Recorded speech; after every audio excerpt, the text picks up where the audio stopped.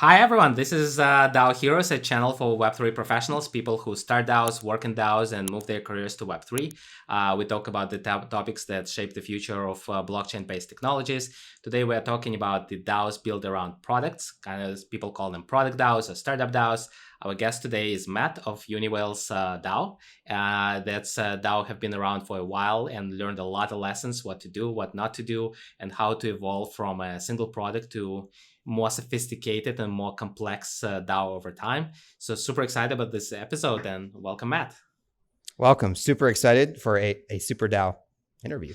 Yep. Yeah, this is channel DAO Heroes, and Superdao is one of the founding companies behind it. We hope that itself will evolve to more kind of like community-led project over time. But right now, yeah, it's a lot of people from Superdao working here. So Matt, tell us the history of Uniwhales. When it started, what was the original idea, how it's changed, and what's going on today? Well, maybe what are the latest news and how to join? Okay. How did it start? Actually, co-founder Timur, he really started it as a pet project, just tracking large swaps on Uniwhales. Just simple whale alerts for DEXs. I thought that the ability to exchange assets on a blockchain permissionlessly was incredible. I joined the channel and started talking to him about different things that could be done, new channels, and then we decided to experimentally launch a token-gated web app and additional alert channels for different DeFi activities. This was in November 2020. NFTs weren't really a thing. G Money, who helped us with our NFT channel, he had less than 500 followers. Anyone listening who don't know who G Money is, he's probably one of the top 2 or 3 biggest influencers in NFTs right now. Anyway, we put a token gated chat out there. That's all it is essentially, like most DAOs. Sometimes with governance. Anyway, we put the chat out there and we got some traction in January as we were building out our web app. And then we realized that the community was way more important than we had anticipated, because we thought it was just going to be all about data and different data products to help people in DeFi. And then it started to grow a bit more over the last 18 months. Awesome. So it started with the product, and it started with a kind of zero code product, no code product, which was, or there was a little bit of code to actually generate the alerts, and then the alerts would deliver through. Yeah, it was a coded product, but for the users don't have to code anything. This is all alerts that they set. Yeah. And we're using Discord, Telegram, or anything else? Telegram. We're Telegram maxis for now until we find a Web3 native alternative. Sounds good. And so it was first it was open Telegram chats, then it was token gated Telegram chats. And what kind of technology, what kind of stack and tools you've used to do token gating? Everything was built in house. No, we just used Collabland for all the token gating. So basically, you alerted people on things that they exchanged on decentralized exchanges. And do people did something after that? This is something interesting, I should also make a trade, or was there any discussion, or everyone consumed that information personally, and then there was no further discussion, or what happened? No, the chat really started to blow up, and then I started to create content and bringing in people like 0x Maki, Sushi Swap, traders, builders, founders of different projects, and we've continued to do that today. And a lot of them have actually joined our community. In fact, now people have to own the tokens just to be interviewed, because we like to do token gated community calls to help educate all our DAO members. All sites of DeFi activity started to be shared there, and relationships were formed, and different projects actually spurned out of connections made within our DAO. Got it. So initially it was data alerts, and then it was content, and then was regular events. And web app. And we built the web app. Yeah. And so the web app is more like dashboards or search, or what kind of? Yeah, exactly. Dashboards, 100%. Got it. And so now you have kind of a portfolio of kind of member benefits. And right.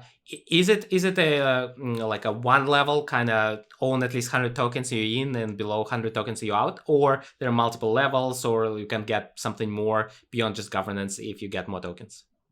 Yeah, so it's interesting that you mentioned that, Yury. So this is most people today, they launch with NFT style memberships, right? We are also known as the ERC 721 or 1155. We launched with ERC, plain old fungible token. The UWL token, which is still around today, and it's 5,000 still today to join to get the pro tier, and 16,000 for the whale tier. And it's purely utility. It gives you access to our data analytics products, community, and content.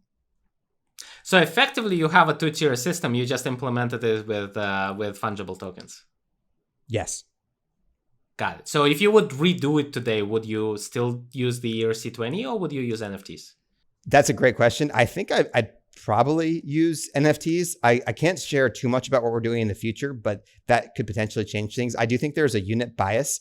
Like, so for example, if you have 300 members that all pay 5 ETH for an NFT, that's, they seem to feel better putting like 5 ETH into an NFT than 5 ETH worth of ERC20 tokens. Even though it's like the liquidity can fall out, I think, a lot faster. There's a sense of security, or just like just a lot of people back in the day, they would buy one XRP because they own a whole one. One Bitcoin was too expensive. They didn't want to own 0.1 Bitcoin. In this case, it's multiple UWL tokens, but for every reason, the unit bias of 5,000 UWL versus an NFT, I do think I'd probably use NFTs. Yeah.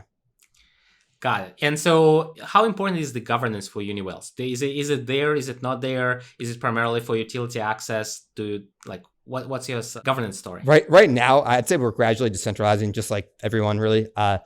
We'll have like votes on different products and features and suggestions, but it's definitely there's not really major governance decisions yet. Got it. So right now the governance is still mostly ahead of in the future for you. Exactly. Yeah. Like we're getting there, but like we want to slowly move in that direction. What were the biggest changes in your journey along the way? So I understand you started with basically things that you wanted to use yourself. Then it becomes a DAO. Then events appear. Then the content becomes a thing. So were there any missteps? Anything that you regretted or you had to kind of cancel? Or what are the other big milestones in the last 12 months? In the last 12 months, so since last May, I mean, it's funny, last May was another crypto crash. I'd say that I think it's gone pretty well. I think strategically, overall as a team and as a community, we've done a pretty good job. I'd say that perhaps I would have looked a little bit more into how to get ourselves out on Twitter a bit more, maybe some internal processes, but I do feel probably like most founders, pretty bullish on the direction of where we're going and the kind of, I'd say, playing the long game as a 4 to 5 year project. I think one of the biggest things with DAOs and Web3 projects in general is they see events in a web mania, or they see anomalies, or even things that appear to be something that they're not. Specifically, shooting star projects that in a month, they're incredibly popular, incredibly successful. And I think those are not good examples to follow. One, for the aforementioned reasons that a lot of times it's not as tricky as it seems. Two, projects to go like this, they also tend to fall like this, and it can end up hurting a lot of retail members. And I think in general, the best things in life are developed over years or even decades. That's maybe something I'm pretty happy with overall. That we're gradually building out over a multi-year thing, and we see the value of longevity in a DAO. Yep. Let's go over basics. So you initially funded the operations with token sales. So you sell tokens to certain levels to achieve certain levels of membership. And is there any other revenue source? Is there a retail offer where people who are non-members who just buy some other services? Is there any venture funding? How many people on the team? Yep. Other business models? Yeah. So what's going on? We did get a grant from Near, actually, and so we're building on. I won't go too much into data analytics. I don't think this conversation is so much about that, but we have our own strategy for data analytics, and we want to build out on many chains because we believe in a multi-chain world. But we did raise venture funding because there's additional actually DAO tooling and analytics apps that we can build that can that will eventually generate additional sources of fees for the DAO. What came first? So did you first sell the token-based memberships, or did you first raise the venture money? First token-based memberships. And to be honest, we had no idea if this was going to work. We put it out there as an experiment.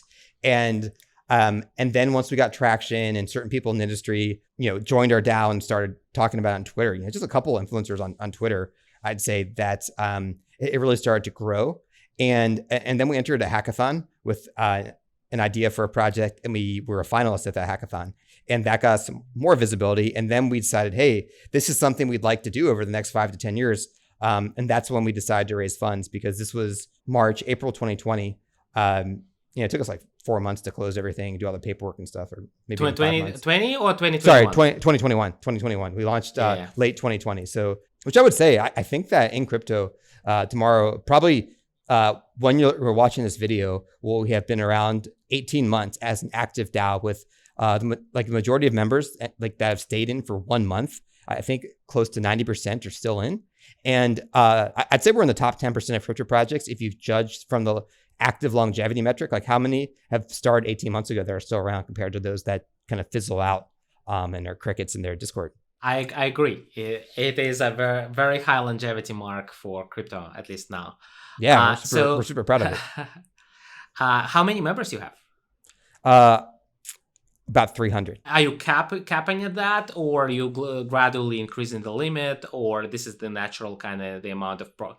And what's this is the natural flow. And how much is it? So you said 5,000 tokens you need to have. So what's the current market value of the token? I think it's 40 cents right now. So it's about 1 ETH to get in.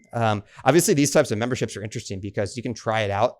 And if it's not for you can always sell the tokens back, because there's liquidity for it. I don't really talk about price, just you know how it is, man. I don't really I just think about like how people get value out of the tools that we're building. Is there a liquidity pool or like a market maker for the That's tokens? right. Yeah, like all the initial ETH just went into a liquidity pool. But I think it's important that this is definitely not something that I would recommend to people that are new. I think it's a little bit people are more advanced that want to learn, build in DeFi and NFTs. So I'd say intermediate to advanced. I think we have some great. I mean, we do have some pretty prominent builders as well as like investors, but we also I think we do a good job of having that high end of advanced retail, which I think is a pretty underrated, not talked about niche. Usually you have like institution and retail, but I think these advanced retail users are the types of people that, maybe they have sizable NFT collections that want to try a lot of NFT lending marketplaces. Maybe they're well integrated, have been in the industry for a number of years. And so I think it's like luxury consumer or like enterprise consumer kind of. Yeah. So maybe let's talk a little bit about the basically members as contributors. So you mentioned that they a source of feedback and they a source of promotion and growth.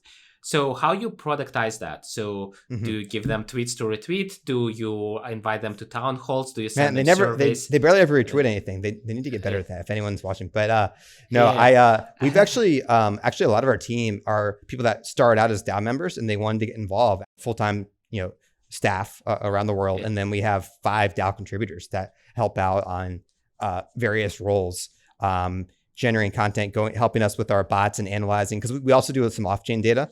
Like we're indexing new projects that are found on Twitter, as well as VC deals. And so it's really happened organically, suggestions from DAO members where we put something out there and people have applied.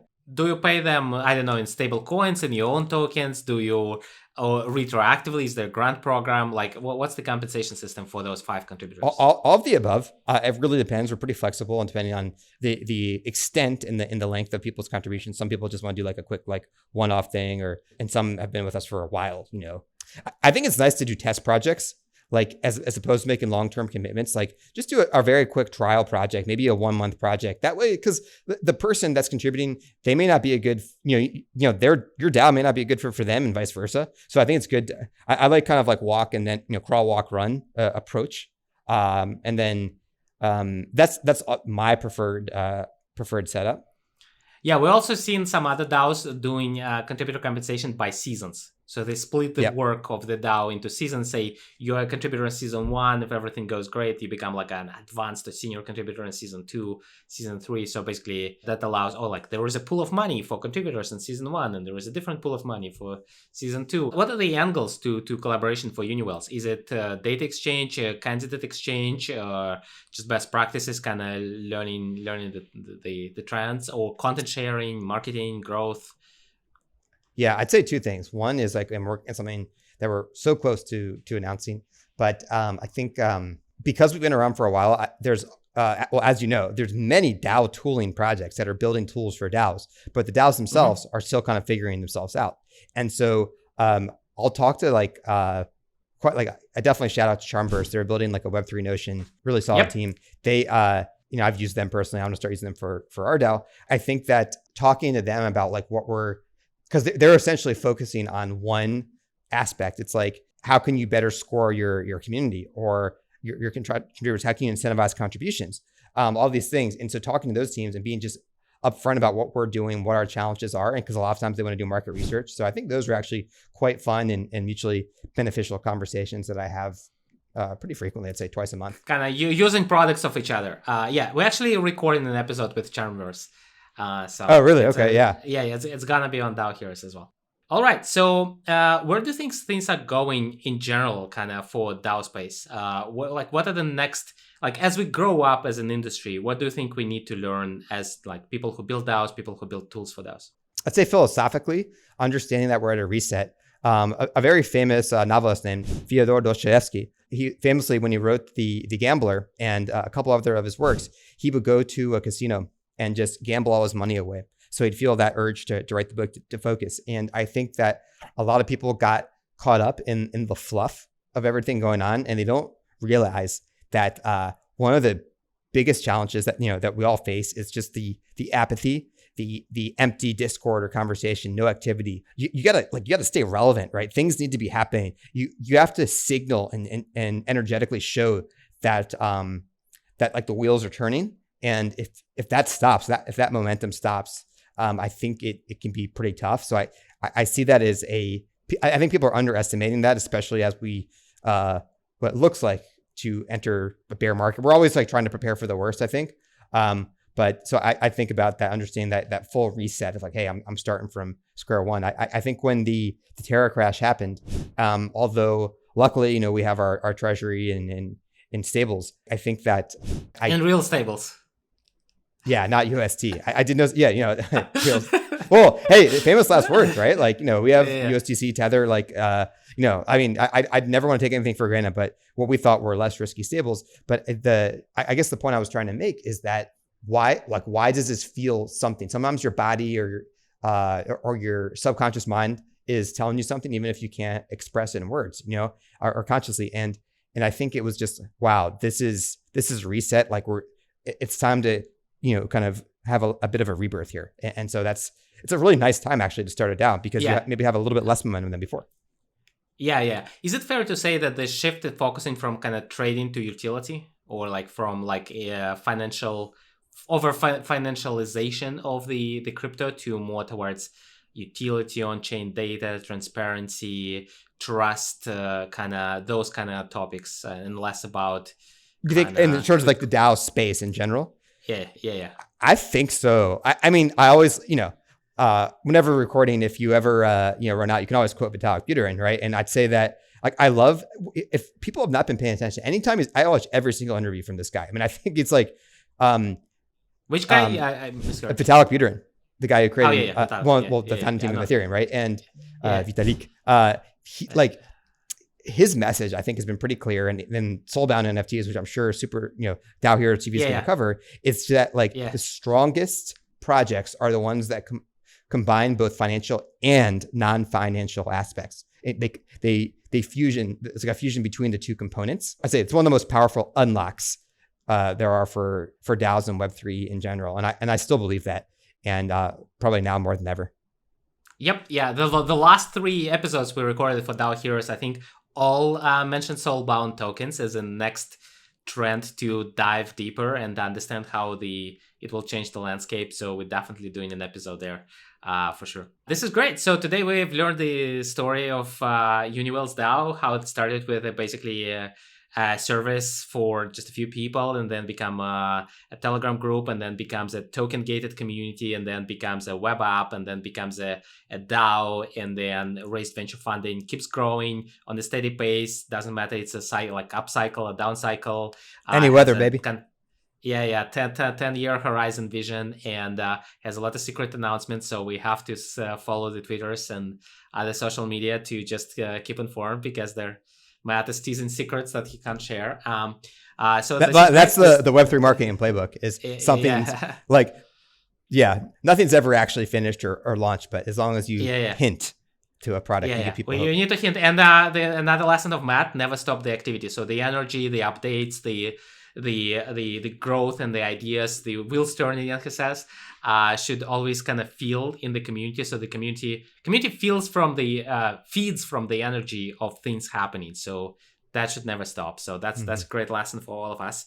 So please, like, subscribe for more episodes like this one, and we'll hope to cover more topics like soulbound tokens that we just discovered.